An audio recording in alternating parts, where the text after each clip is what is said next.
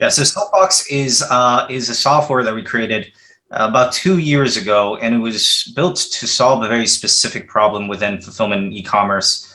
Essentially what we provide is an end-to-end fully vertical fulfillment management solution.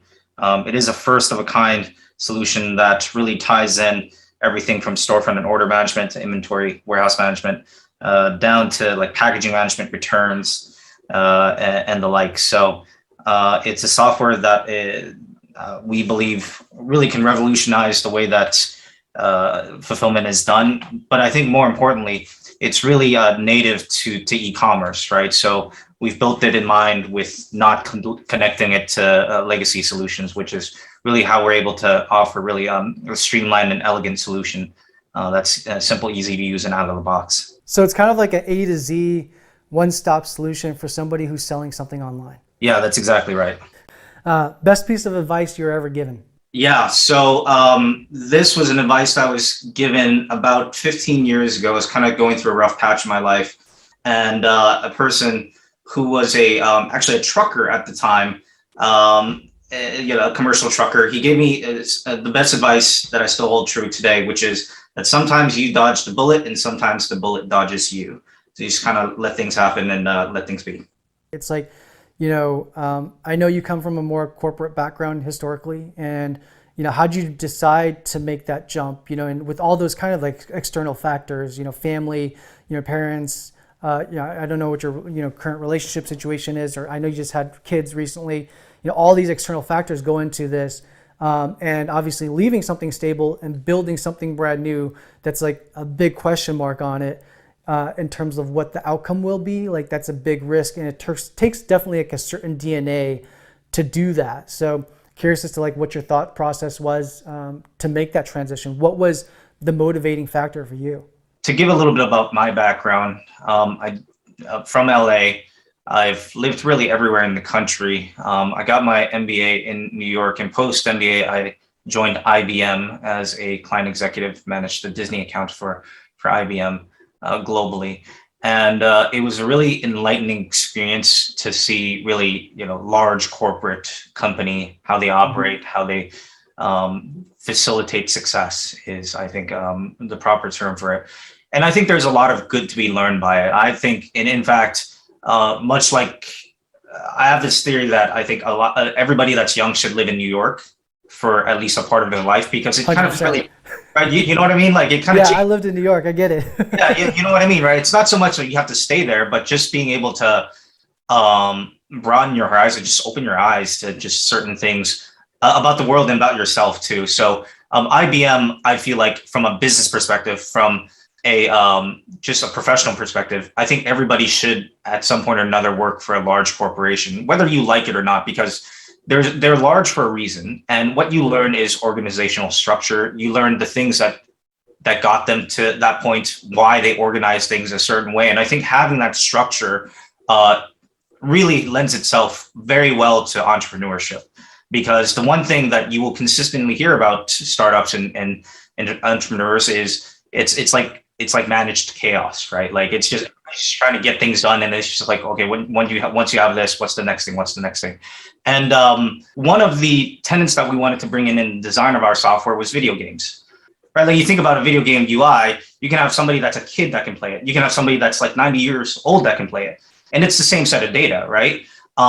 So that was kind of the design, really the design element that we wanted to bring forth in a business-to-business solution was, can we implement this video game design, UX and UI tenets to a business-to-business tool to simplify it, right? So that's also a big piece of what we want to be able to build out is, and what we have built out is something that's simple, easy, elegant, and you can pick it up really off the shelf. I had an opportunity to really learn from some of the best in the industry at what they do in creating digital experiences. And so it was really an enlightening experience, fantastic time in learning and really just learning not only something new, but learning from some of the best in the world at something new. So really just an invigorating experience. When we had our first kid, we moved back to Los Angeles, and I joined a company a mid-sized CPG, about 300 billion a year as the COO. And really a couple of operational jobs that we were tasked with. One was to consolidate the operations and modernize the infrastructure. And the second was to launch a couple of e-commerce companies for them. And we were able to do that fairly successfully, I'd say. But through that process there, we identified a lot of, I would say, solutioning gaps. So we worked with FedEx Consulting to help us find different solutions to kind of manage our growth, manage e-commerce growth. And we just weren't finding anything that made sense. So as an example, the first company that FedEx came back with was ShipStation because it was a preferred partner. And they, for FedEx, you have inventory issues, you've got a warehousing issue, you've got a bunch of these issues. Try ShipStation as a baseline. Well, that's great, but we don't just have shipping problems, right? We do have inventory issues. We do have warehousing issues. We have issues with managing our storefronts. We've got issues with managing our returns and customer support. And so as we started diving into solutioning and how do you basically scale your growth, the problems in this ecosystem became kind of more and more transparent to me. We were either forced to use like 5 different software, 6, 8, whatever different software, try to figure out how to integrate all of this together and then manage all of them separate. And that's what we would call like, this is our workflow. This is what we needed to do for operations. Did you start building that solution as the CEO of this CPG company, or did you identify the pain as in that company and then make the decision to transition and build it? Yeah. So we identified the pain. I identified the pain while I was in this other company, and it caught me off guard that there wasn't anything like this. And so we went back to FedEx multiple times, like, hey, you got to be kidding me. Like, this is a very well-known issue. It's a pain point that, quite frankly, every business has, whether you're large or small. Every single business has this pain point, and yet there's no solution for this. And FedEx and UPS being the largest carrier companies in the world and have exposure to every technology in the space, they're like, no, there really isn't anything here. And that was kind of like the light bulb moment for me was let's jump on this. Let's develop something that, is first of a kind, that looks and feels so similar because there are moving pieces, all of these moving pieces in the ecosystem, but at the same time is so unique because none of it has ever tied all of it together. So when does Soapbox come into play, right? So like, did you quit your job and then start on Soapbox? Were you doing it in tandem and starting Soapbox as a side hustle while working full time? Like, how did you make that transition and that leap ultimately? Yeah, no, it was an on-off switch. As soon as I realized that this is an opportunity that I needed to focus on, I left the previous company to start Soapbox. We actually sold our house to initially fund this. We had another house that we could stay in. So we sold the house we had in the East Coast to kind of fund this business and get it started. And for me, it was like a day one. I knew I wanted to do this and I was going to commit to it. And I also knew that there wasn't going to be anything that was going to hold me back to this. Like I didn't want to be distracted. I didn't want this to be a side hustle. I knew that if this was going to be the next thing, right? If we're going to build this to be the next great thing, we have to put our full effort and energy and minds into this. So that's what I did. So you sold your house to fund this business? We sold our house to fund this business, yes. And we didn't take any outside funding at all. We didn't join any accelerators until a year after. Wow. You must have a very strong support system at home. We do. So I'm very fortunate to have that. Well, we're also very fortunate to be able to, I think, have make a decent amount with the house that was sold. My wife works for a fantastic job that really helped with the healthcare and health insurance and all that such. And so we were able to really grow this. I was allowed to be able to focus on growing this business from the ground up. And I treat it like a full-time job, right? I think a lot of people, when they first start up, they kind of feel like there's so much to do and yet there isn't enough to do. But I think if you treat it as a full-time job, you'll get full-time results for it. So It's, why don't you speak a little bit about how far you've come and what have you learned in 2021? Because I just know from the beginning of the year to now, or even just like last holiday season to now, it's a night and day difference. And so, what does that look like for you in terms of like if you're being reflective and looking at what your day was like a year ago from today? I'd be curious as to like what you've noticed the differences are if you're to explain that. I think the biggest thing is that you realize as an entrepreneur that you were never an entrepreneur by yourself. I think a lot of people make that mistake of thinking that it's a solo path. It is certainly a lonely path, and certainly something that is so incredibly difficult to relate to, even to other founders and the other entrepreneurs. At the same time, the burden isn't just on you, right? So when you start a business, it impacts your family, impacts your friends. When you start a business, when you have a startup, it is a family affair. It is just your entire environment that you're in. All of it is affected. So I think that's probably the biggest piece of this was this time last year, we were so small. We had less than 10 people. We were just kind of rolling through and trying to really, quite frankly, figure out our offering and our fits. We had the product launched, but we were generating really minimal revenues because we really kind of missed the mark on our revenue model, our money generating model. This year, I think we're a little bit more cognizant of the people around us.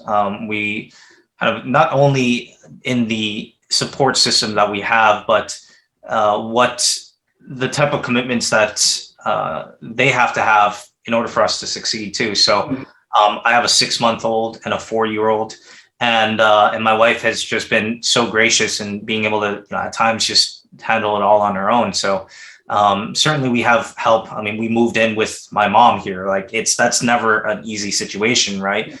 But these are the kind of this is the cost of doing business that nobody ever tells you about. Right? Is you kind of have to do whatever it takes to make it work. And the one thing that is incredibly difficult to do as an entrepreneur, but it is an advice that I've heard, really 2 decades ago, is that the greatest threat to a startup is the entrepreneur. It's almost always the case where the entrepreneur gets in the way of the business. And I really wanted to make sure that I never put the business, put myself in line of the business or have any conflicts, or make sure that, when we're committing to this, we're committed to this. So that I think that commitment to it really kind of lends itself to the success that we've had this year. We were, just getting under $200,000 in revenues for the year last year, and this year we're going to be dropping in just under 10 million, right? In 1 year. We had less than 10. And how big's the team? Oh, you're about to get there? Yeah. Last year we had less than 10 employees at this time. Now we have over 40. I think the growth has been catalyzed by the fact that not only am I committing, my co-founder is committing, co-founder Jordan Phillips, not only are we committing to this, but I think we found people on our team that are also committing to this. And, it's, even though that they're not entrepreneurs, they've taken the entrepreneur mentality of like, let's, whatever the cost, right? And that's kind of why I led with this as an ecosystem of people. It's not just like one person doing it, because it's our entire company that's committing to the excellence and delivering this. And it shows in our top line and bottom line. It shows in the opportunities and pipeline that we have, and the exciting kind of purviews that we've got moving forward here. So the biggest thing I've learned is just have the respect and dignity for the people around you. Make sure that you treat the people around you that are supporting you well, and they will in turn make sure that you're kind of put in the best position to succeed. People at larger e-commerce brands, again, share a little bit more about what Soapbox does that helps them streamline operations and then create that level of visibility and transparency that makes their day-to-day so much easier. Yeah, absolutely. So I think from a benefits perspective, really, quite frankly, no operator of an e-commerce business wants a more complex environment to operate in. Simplicity is key in operations.